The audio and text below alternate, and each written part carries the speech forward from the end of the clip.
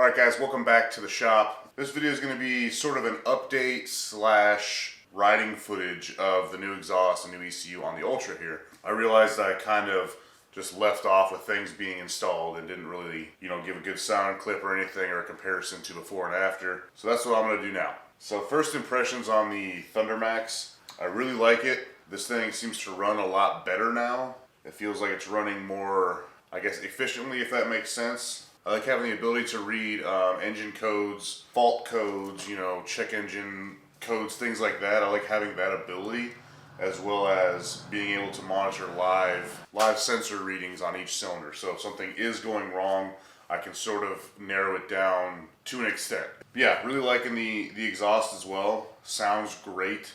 Gives the bike a nice look. Again, really happy I went with the 2-to-1 exhaust. It does have a little bit more torque. Again, not going for a performance bagger or anything like that at all. Strictly a cruising bike, strictly a comfort motorcycle. I have no desires to make this thing any sort of performance bagger at all. I just want it to be really reliable and just a good riding bike. That's it. And a comfortable bike for me, which is why I'm going to be putting new bars on it eventually, because these ones sit a little low for me. I'm going to be putting probably some 10 or 12 inch bars on this, as well as some other things coming in the winter, which I'll get into here shortly. But yeah, so loving the exhaust, sounds great. The install was a pain in the ass, as I'm sure you saw. I had a lot of clearance issues up front here with the brake lever, which is surprising because everything on this bike is completely stock before this exhaust went on. So I don't know why there was that much of an issue putting this on. I even talked to S&S and they said there shouldn't be any issues. And I know it's nothing I did wrong because everything lines up now after I made a few relief cuts, we'll call them. So yeah, I'm going to jump right into the before and after clips of the exhaust.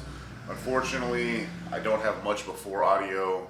It was kind of a last minute like, oh fuck, I should probably make some before audio of this.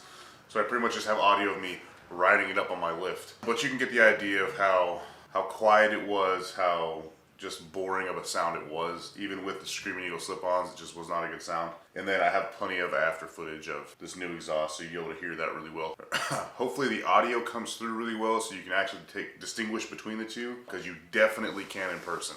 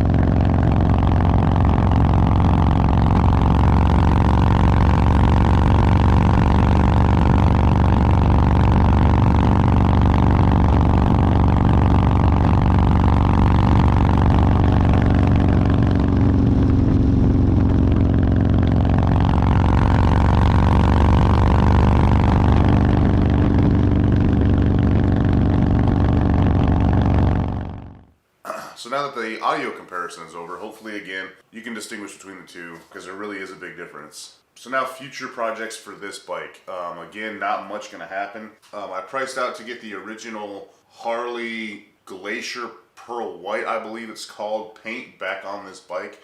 The 100th anniversary edition paint. It's not crazy expensive, but it is kind of expensive just for, it's not even a gallon, it's a couple quarts of paint, like 2 quarts for the base coat, the pearl, and then the clear over top.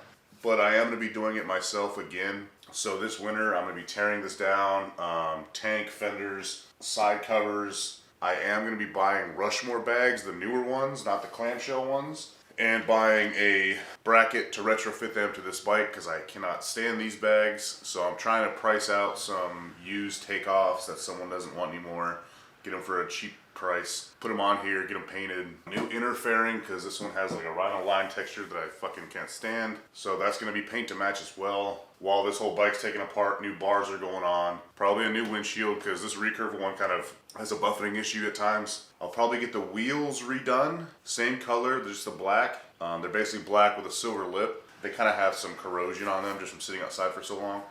So I'll probably get that done as well. I know a powder coat guy will do it real cheap. And then while the wheels are off, I'll probably put new tires on it because these ones are probably a little bit past their expiration date. And I managed to get a set of 100th anniversary tank decals for this bike. This one did have the decals, not the badges. So these will be going back on. Found these from a company called discontinueddecals.com. If you need anything as far as old decals, they don't make any more. This place is a shitload of them. Not a bad price. I think I paid 20 bucks for these or something, and they're really nice. So yeah, paint, bars, wheels, new saddlebags, new inner fairing, probably a new windshield, and then probably a couple little odds and ends here and there. Maybe some new LED headlights, tail lights. That should be about it for this bike. And then this isn't much of a project bike. This is more of a get it back to where it was bike.